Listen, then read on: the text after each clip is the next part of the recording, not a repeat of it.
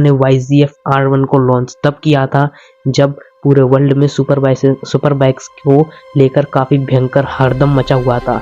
और सबसे ज़्यादा स्टैंड आउट करने वाली सुपर बाइक उस समय पर जो थी वो थी यामाहा की YZF R1। R1 को इसलिए डिज़ाइन नहीं किया गया था कि ये वर्ल्ड रिकॉर्ड सेट करे या फिर ये वर्ल्ड की फास्टेस्ट बाइक बने। R1 को इसलिए बनाया गया था ताकि R1 वो प्लेजर प्रोवाइड कर सके जो कि एक राइडर को एक बाइक से चाहिए होता है, जो कि मज़ा, जो कि एड्रेनलिन पूरे बॉडी के वेन्स में दौड़ पड़े, ऐसा मज़ा।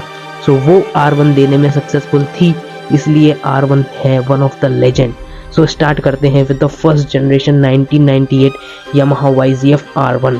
सो 1998 में यामाहा ने जब फर्स्ट टाइम R1 को लॉन्च किया था तो R1 आती थी एक 998 सीसी इनलाइन 4 सिलेंडर इंजन से, जो कि एक 5 बेल पर सिलेंडर वाला सेटअप के साथ आती थी, जो 150 bhp की पावर के साथ साथ 177 की लाइट वेट बॉडी के साथ आती थी। काफ़ी अट्रैक्टिव लुक के साथ में टॉप स्पीड क्लेम करती थी 281 किलोमीटर पर आवर की, जो कि बहुत ज़्यादा थी उस टाइम के हिसाब से एक सुपर बाइक की। काफ़ी मजबूत चैसी प्लस काफ़ी अट्रैक्टिव डिज़ाइन जो किसी और बाइक में नहीं आते थे उस टाइम पे, वो R1 लेकर आई थी। देन सेकेंड जनरेशन R1 भी जस्ट 2 ईयर बाद ही आई। यामाहा ने उसमें सेम इंजन कैरी फॉरवर्ड किया और इंजन के साथ साथ चैसी में काफ़ी ज़्यादा इंप्रूवमेंट दिखाए, जिसकी वजह से स्पीड सेम थी बट राइडर कनेक्शन एंड एजिलेबिलिटी गाड़ी की बहुत ज़्यादा गजब हो गई थी। और फिर उसके बाद यामाहा लॉन्च करते हैं third generation Yamaha YZF R1 दी 2002 में, जिसमें गाड़ी में सेम इंजन रहता है विद फ्यूल इंजेक्शन सिस्टम के साथ आ जाता है, जिसकी वजह से गाड़ी 2 bhp की और पावर प्रोड्यूस करने लगी थी और 3 kg का गाड़ी का वजन कम हो गया था। चैसी भी ओवरऑली काफ़ी ज़्यादा अच्छी कर दी थी यामाहा ने, प्लस टॉप स्पीड भी पहले की बाइक्स की तरह सेम 281 किलोमीटर पर आवर की थी। And then the Yamaha launches the fourth generation R1 in the 2004 new engine with 171 bhp and 172 kg का लाइट वेट होने के बाद R1, ये वाली जो R1 थी ये थी the first R1 which comes with the RAM air intake in this engine which provides the R1 to breathe more efficiently and produce more power। But this time इस R1 में जो top speed थी वो थोड़ी कम claim थी, वो थी 276 kilometre per hour, but overall वो 280 क्रॉस ही कर देती थी। और ये वो R1 थी जिसमें काफ़ी ज़्यादा लेजेंडरी अंडर सीट एग्जॉस्ट अपन को देखने को मिलता था, जो काफ़ी ज़्यादा ब्रूटल साउंड करता था। देन अपने पास आती था फिफ्थ जनरेशन R1 जो कि 2007 में लॉन्च हुई थी, और ये थी the first R1 in litre class CC bike segment which comes with the ride by wire throttle system. And now the engine comes with the 4 valve of technology. 5 valve को हटाकर 4 वेल्व लगा दिए थे, जिसकी वजह से गाड़ी और पावर प्रोड्यूस करती थी। तो 188 bhp एंड 177 kg का light wait design. Now this R1 goes up to the speed of 296 km per hour, which is a far more fabulous than any other super bike in this time.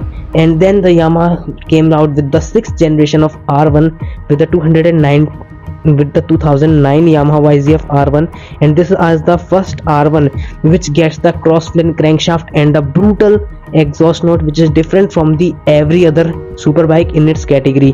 And R1 is the one and only super bike which comes with the cross-plane crankshaft in overall 1000cc segment in the whole world. None other brand and none other bike comes with the cross-plane. Only the R1 is come with the crossplane. Crossplane is a very unique functions of crankshaft, and it also provides the bike with better low end and fabulous top end. Then this R1 is produced the power output of 182 bhp, and this bike is also the same weight as the others, which is the 177 kg. And ये वाली R1 जो थी वो थी WSBK की world championship की winner रह चुकी थी ये वाली R1, और इस वाली R1 की जो टॉप स्पीड थी वो 299 किलोमीटर पर आवर थी। सो ये सारी बाइक्स की स्पीड है आज के टाइम पे, क्योंकि ये एक लिमिटर सेट कर देती है कंपनी, अदरवाइज बाइक्स और भी ज़्यादा भाग सकती हैं, इनके अंदर इतना पोटेंशियल होता है। एंड देन 2012 में यामाहा लॉन्च करते हैं the 7th generation R1 with the same engine with new upcoming electronic feature with the 6 level of traction control, and the top speed is the same, and more electronic features is added in this bike to give it more appeal and to give it the more safety for the rider. And now the 2015, which R1 we all know, the little one, we all know the design is a little bit cramped. Bike को काफ़ी छोटा कर दिया था 2015 वाली R1 में, but ये वाली जो R1 थी ये अपनी पूरी जनरेशन जितनी भी आज तक आई हैं साथ की सातों जनरेशन से बिल्कुल अलग थी. Fully new design. This R1 is completely new with the new aluminium delta box and magnesium सब फ्रेम के साथ आने वाली super duper lightweight with more agility and the more stiffness with the aluminum delta box frame.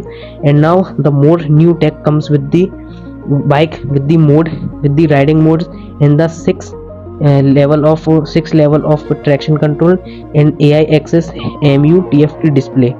With now this bike also has the new 998cc inline 4-cylinder cross-plane engine, which now produces the power output of 197 bhp and the weight is around 199 kg, which is okay adequately.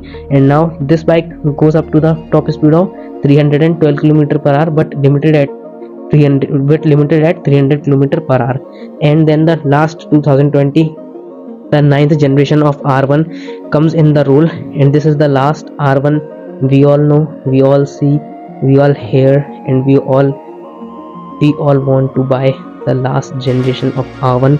So this R1 is very very very unique because 2020's R1 has the more aerodynamically improved and has a sharp front end with the side flaring and a smooth tank for giving the more aerodynamically appeal, and bike glide through the air. And now the chassis is improved and the engine is also completed with the VS6 emission norms, so no more power. And one more thing, this bike doesn't drop any bhp of any power with the new and competing with the new norms. This bike doesn't drop any bhp and torque. The bhp is same as the 197 bhp and the weight is 201 kg and the top speed of this R1 is 299 kg. And now we talk about the little bit flaws overall generation. So R1 की सबसे बड़ी एक problem रहती थी हमेशा से कि उसकी बैटरी बहुत जल्दी डेड होती है. अदर सुपर बाइक से इसकी बैटरी का आपको बहुत ज़्यादा ध्यान रखना है. सारी जनरेशन्स में R1 बैटरी बहुत जल्दी ड्रेन करती है. एंड देन थोड़ी बहुत फंक्शनिंग प्रॉब्लम्स हर R1 में थी, थोड़ी बहुत, but the last one R1 is the bestest super bike ever. But R1 2015 से 2020 में जो भी प्रॉब्लम थी वो थी इसका साइज़. वो काफ़ी ज़्यादा छोटी थी. जैसे आप दूर से देखें तो आपको लगेगा कि एक R15 बराबर ही डिज़ाइन है, बट यामाहा का ऐसा कहना था कि इसको छोटा इसलिए बनाया ताकि इसके ट्रैकेबिलिटी एंड एजिबिलिटी काफ़ी ज़्यादा अच्छी हो, आपको चलाने में बहुत ज़्यादा मज़ा आए. और हाँ, सबसे बड़ी बात, R1 एक अकेली क्रॉस प्लेन सुपर बाइक थी. क्रॉस प्लेन क्रैंकशाफ्ट का सबसे अच्छी बात होती है कि इंजन लोअर गियर में लोअर स्पीड में हायर गियर में लोअर स्पीड में जल्दी नॉक्ड नहीं होता है, बंद नहीं होता है. सबसे पहली पुरानी R1 की सबसे बड़ी समस्या ये थी कि वो जल्दी कम स्पीड पर नॉक होकर बंद हो जाती थी. बट क्रॉस प्लेन आने के बाद उसका संग ऐसा नहीं था. क्रॉस प्लेन की एग्जॉस्ट नोट भी सबसे ज़्यादा अलग थी, जो यामाहा R1 को द मोस्ट यूनिक बाइक बनाती थी अपने सेगमेंट की. और R1 जैसी कोई नहीं थी, ना कोई होगी और ना कोई उसकी जगह ले पाएगी. We love R1, we love Yamaha YZF R1 and we dream to buy it, but now our chances go because Yamaha shut the showroom for us. He shut the light for us and the Yamaha R1 is go, and none other replacement is coming from the Yamaha because Yamaha says the leader class segment is now crashing in all over the world. That's why they shut down the R1 production and no other leader class bike is coming from us. So bye bye Yamaha R1, we love and we miss you so much.